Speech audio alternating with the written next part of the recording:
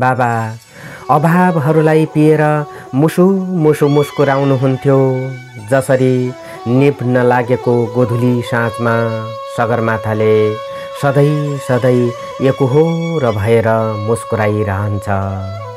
बाबा तपाईले मलाई दिने हजारौं कथाहरू थिए, नजानी नजानी सिकाउने लाखौं सिद्धान्तहरू थिए, नपढी पढाउने करोडौं शब्दहरू थिए, नचाहेरै पनि साट्ने अनगन्ती भावनाहरू थिए।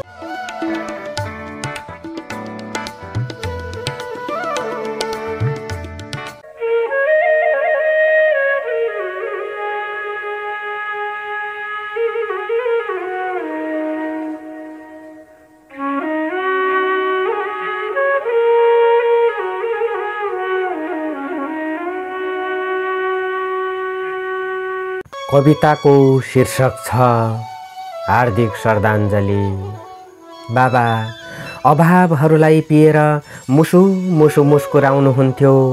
जसरी निभ नलागेको गोधुली साँझमा सगरमाथाले सधैँ सधैँ एकोहोरो भएर मुस्कुराइरहन्छ। बाबा तपाईले मलाई दिने हजारौं कथाहरू थिए, नजानी नजानी सिकाउने लाखौं सिद्धान्तहरू थिए, नपढी पढाउने करोडौं शब्दहरू थिए, नचाहेरै पनि साट्ने अनगन्ती भावनाहरू थिए। त्यसैले त बाबा म सधैँ तपाईको औँला समात्न चाहन्थे, काँधमा चढ्न चाहन्थे र सँगसँगै भोजन गर्न चाहन्थे। किनकि तपाईको औँला समाई घुम्दा मलाई संसारका सबै देशहरू घुमेको अनुभूति हुन्थ्यो। तपाईसँग भोजन गर्दा तपाईले भोजमा भएका सबै चोक्टाहरू मलाई दिनुहुन्थ्यो अनि आफूले झोल मात्र पिउनुहुन्थ्यो।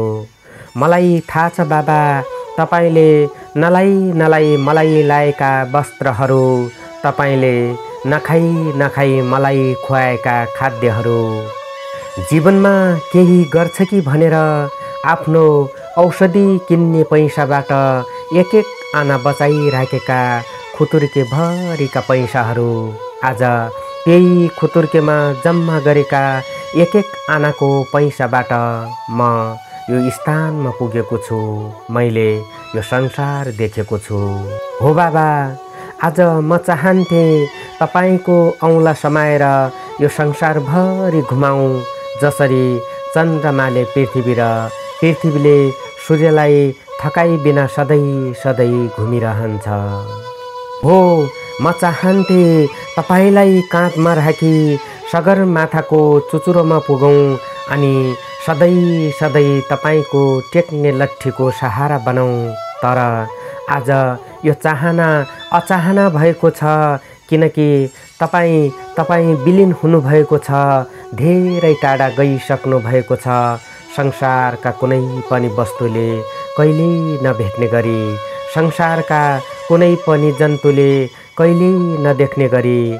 त्यसैले आज म हजुरलाई केही दिन सक्दिनँ, केवल हार्दिक श्रद्धाञ्जली हो, हार्दिक श्रद्धाञ्जली।